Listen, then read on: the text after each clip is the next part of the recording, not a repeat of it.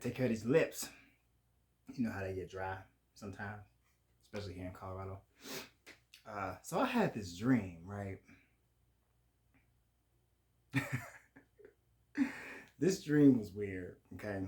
But I wanna start the reading off with this dream. I just blew a bubble. Anyway, um, so this dream took place in a house that I used to live in Indianapolis. The address was 2305 North Kenwood Avenue. This house was like very scary, okay? Um, we all, meaning like me and my whole family, my brothers and my mom, we all like had experiences with this house where we knew something was in there. We knew that there was something clearly in this house, okay? Um, and I would have dreams about this house. So did they. I would have dreams about this house after we moved out. Very scary dreams, like just very, very, very scary dreams. Um, I definitely want to close the portal to the nightmares that exist in this house or that come from this house. So mote it be. Thank you, Spirit. That was interesting. Anyway, so this dream, right? So I'm in this house, and usually I'm not doing anything in the house. Like I'm not watching TV, I'm not cooking, I'm not doing anything. I'm just like in the house, and then I had noticed that there was somebody at the back door. No, I'm sorry. There was somebody in the front of the house, and they were like driving slow, and they were looking at the house. You know, they were looking at the front porch, and I'm like looking at the front door, like just looking at the street, not really paying attention to the house. And there's somebody who drove by, and they drove by slow as hell, and they were in a really nice car. I want to say it was like a Bentley Continental, which is not normal for this neighborhood. This is not a neighborhood that you would see a Bentley Continental in. So anyway, and it was black. So they're driving slow as hell, and they go around the corner. They turn left. They go around the corner, and I had thought to myself, I said, I wonder if they're gonna go to the back of the house, and if they do, that's gonna be weird because I'm not expecting anybody. They shouldn't be here. So, needless to say, I went around to the back of the house, to the back door, and I, of course, see two cars pull in, two of them. One of them I couldn't see because it was behind the other one. But I see two black cars pull into the back driveway. And, of course, I go outside. I'm like, okay, who the fuck is this? So I go outside, and a lady gets out of the car, and she's saying to me that she works for Rover. I've never worked for Rover. I've never done a Rover. But she's telling me that she works for Rover and she's here to pick up a dog. And so I was like, okay. I said, okay. And then I picked up my phone and I called my oldest brother for some reason. I don't know why I called him. But I called my oldest brother, and it's like he answered. It's like as soon as I put the phone to my ear, he was already on the phone talking. Like I didn't have to dial a number or nothing. He just was on the phone talking. I didn't think he was. I don't know. It was weird. It wasn't like he was talking to me, but he was talking. He was just talking. So then I listened to him for like 2 seconds. Then I put the phone down and I hang up, and I look back up at her and I said, "There are no pets here. Like no pets live here. So you got the wrong house. You got the wrong house." So she leaves, right? She gets into her car and she backs out and she leaves.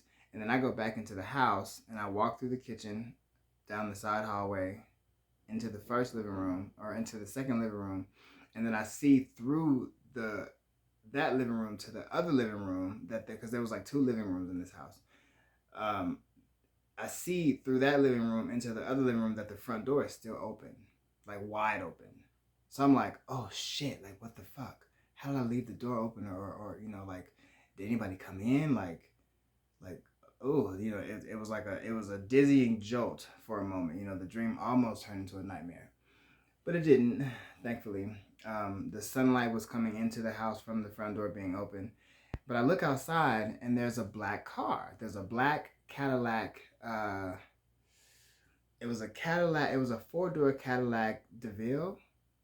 I think the Seville is a 2-door. So it was a black Cadillac DeVille. It was nice. I'm not gonna lie, it was real nice. in my front yard or in my parking in front of my house. So of course I go outside and I'm like, who the fuck is this? I don't know why I was like so persistent on going outside, but anyway, I go outside and this is where it gets interesting. There are four women in this car. One in the driver, back passenger, or back driver, back passenger. There are four women in this car. They all look very similar. They look almost like they were like quadruplets a little bit, with like slight differences. Um, they all felt different too. The girl that was in the back passenger seat, I'm sorry, the girl that was in the back driver, like behind the driver's seat, she had a nasty attitude, and I mean, we almost got into it. Like she had a nasty attitude. I almost cursed her ass the fuck out.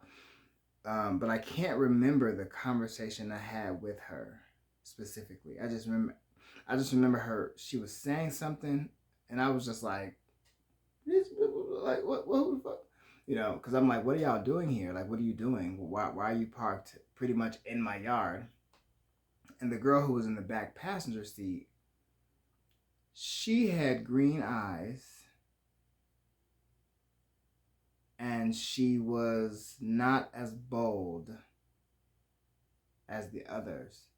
But none of these women liked me. None of them made me feel like they were welcoming to me, even though they were at my house. They were not kind, but they were. It was weird. So anyway, I'm asking them, what are they doing here? And that's what happened. So I asked the girl. I went to the back driver of the back door first before I went to the front, and I'm on the side of the passenger side of the car, and I said, "What are y'all doing here?" And the girl who was behind the driver's seat, she didn't want to tell. She didn't tell me. None of them told me, but she had an attitude by not telling me. So then I asked the girl who was behind the passenger seat, and I said, "What are y'all doing here? Like, can you tell me what y'all doing here?" And she like joked around a little bit, and like she was kind of giggling. And I said, "You're not gonna tell me either, huh?" And I said, "Y'all can't tell me." I said, "Y'all can't tell me what y'all doing here." And they was like, "No, we can't tell you." And I said, "Also, this is a gimmick, so y'all are agents." And immediately, right in that moment, I knew that these bitches were agents.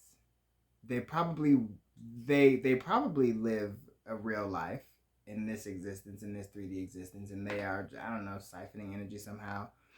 You know, dipping into my dreams. Somehow they may know a bit about my past, and they're like trying to use my past to get information.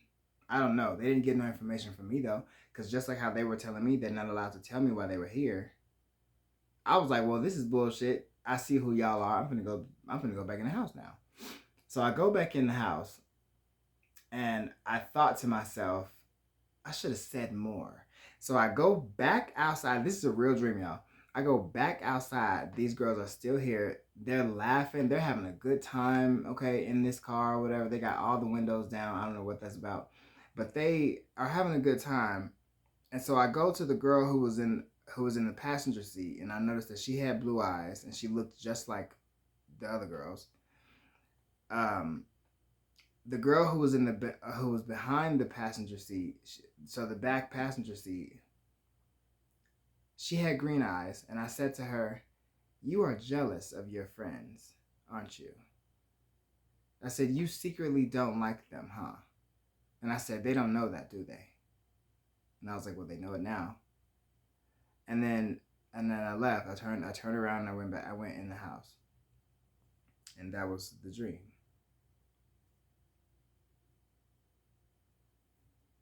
That was the dream. So there could be someone who is looking into your Akashic records. They're trying to find information about you, but they are only using information from the past because that's really all that they could get into. They can only get into your past information. Uh,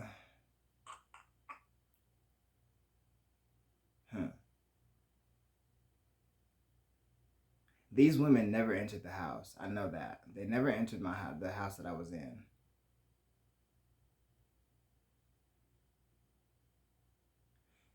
They're using numbers as well. Numbers is significant because 2 plus 3 equals 5. The address was 2305. So something about numbers, your past.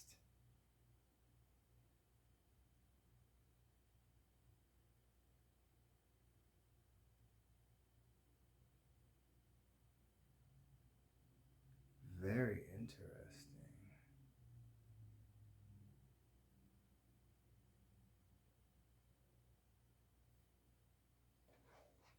Now I'm going to shuffle some cards.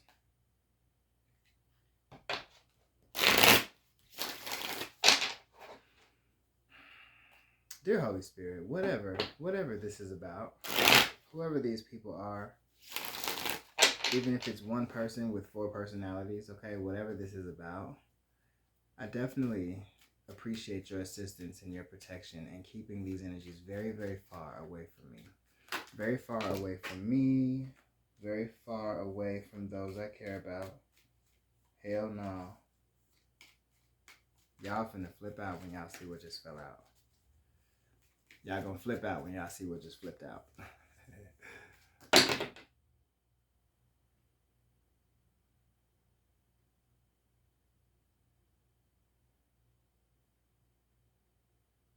the hell?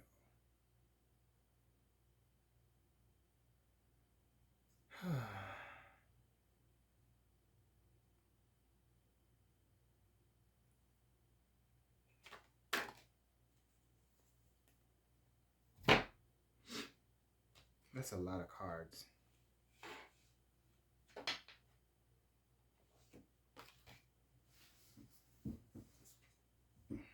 What hit the floor is Page of Rods. This is supposed to be good news, but I'm feeling like it is inspiration. It's an idea. This is an idea. Somebody got an idea to study somebody's energy. This is 10 of Swords. Somebody got an idea. Oh, another page. Interesting. Someone had got an idea to look into something, to look into someone, to study someone. They're trying to discover something. Yeah. Page of Pentacles, that means discovery, it means focus. It means being studious of something valuable. Okay. The 10 of Swords is in between these two. Look, the 10 of Swords is in between these two, and they are both looking at the 10 of Swords. So somebody is trying to learn something about you, something about your energy. They're trying to learn how, I feel like they're trying to learn something about how you are protected. Okay? Whoever this energy is, they rejected you in some form or fashion. In some form or fashion, they rejected you. I feel like their intent in rejecting you, they wanted you to feel sad. They wanted you to be blocked off and sad about them rejecting you so that they could use that to learn about you, to learn something about your energy. What the fuck? Because we have the four of Cups. Now this Ace of Cups, it's almost like this rejection, they wanted you to feel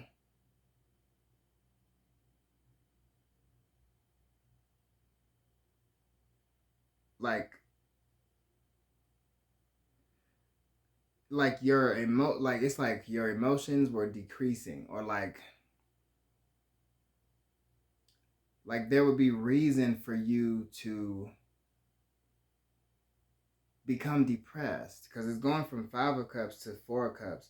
to Ace of Cups, okay? They wanted you to be depressed or sad or something like that. And it's almost like if there was a new loving opportunity that came your way, you would feel like this new loving opportunity is not going to be prosperous. It's not going to give you what you need or what you deserve. So therefore you might actually reject it. They wanted you to not recognize that if you had true love walking into your life, they wanted you to not recognize that. Yeah, smug, being smug. Wow, Ten of Cups. Wow, they wanted you to reject a Ten of Cups situation because of previous and past betrayals. That's sad. Whoever these people are, whoever this energy is. As far as like your ships coming in, ooh, they did not. I swear to God. So by way of introducing troublesome thoughts, troublesome emotions, or negative emotions, it could potentially manifest more negativity into your life. So that's what their plan was. When it came to your future and like you waiting for your ships to come in, they that was supposedly have been something burdensome, something full of burden. Something full of burden. Something where you would have had to put lighten the load. You would have had to lighten the load. You wouldn't have had a choice because this is what has been manifested. Okay. That's what I'm getting. This is what I'm getting. That's crazy as hell. That's crazy as hell. Yeah, look. They wanted you to keep on working. They wanted you to restart, redo, recreate something. Because it's like they did not want you to be complete. Look, Ace of Swords, hell to the no. They didn't want you. Ooh, they didn't want you to be complete with whatever it is that you're doing. Whether you put out information or you're a speaker, because the last two cards is the King and the Queen of Swords. Before that is the Ace of Swords. So they did not want you to have clarity of mind. They wanted you to continue working on something as if you didn't get it or like you didn't already know the truth about whatever it is. Because if you knew the truth and you acted on this truth and you knew that you already had it in the bag, whatever it is, you would bring that truth to the table. You'd bring it to the table. And they would have to deal with it. Some sort of law. They would have to deal with justice being brought to their ass.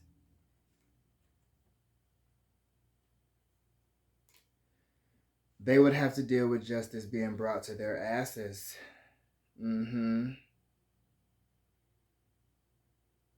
With the King and the Queen of Swords after the Ace of Swords, that is truth being spoken. That is truth being delivered to somebody's front doorstep.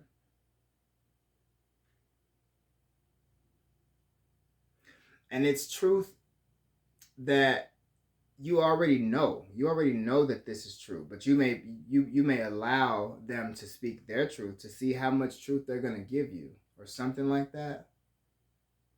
I'm not quite sure. I might have to rewatch this video to see how this entails with the dream, but that's crazy. The storyline here is very interesting. There's two aces, Ace of Swords and Ace of Cups. It's a truth. It's a truth that I believe you hold a truth somewhere in some situation. And I think there may be others who don't want you to tell that truth, who don't want you to share that truth. They want you to be more so confused about other things, distracted, so that you don't speak this truth. I'm getting that you about to speak this truth. You finna tell all. It's finna be a tell all. Yeah, because you know who your oppressors are. You know who's been like stabbing you in the back. You know who's been watching you. Ooh-wee. Ooh. Ooh. Oh my goodness gracious. Somebody is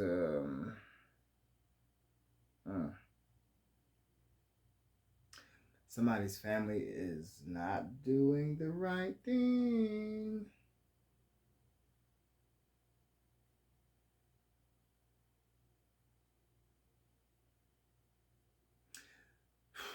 Somebody's family could be sending agents your way because they don't want you to know it's them.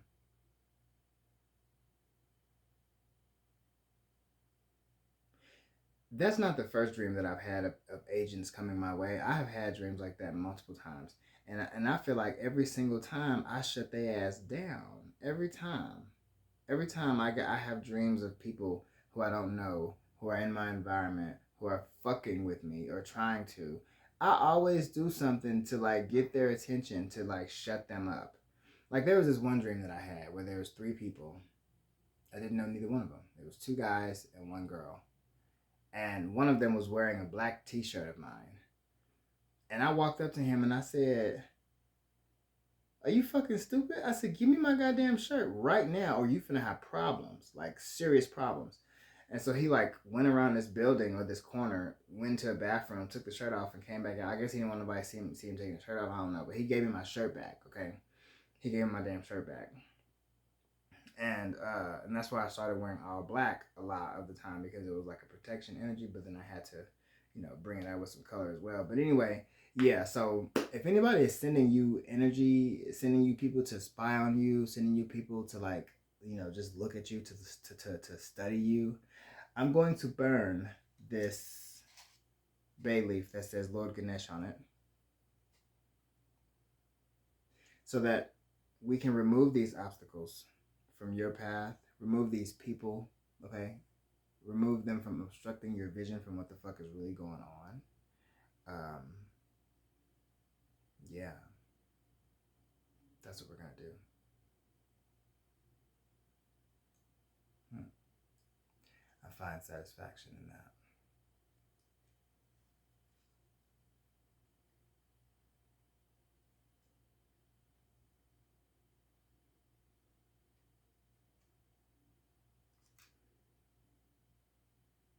All right, you guys. I love you so much. See you later.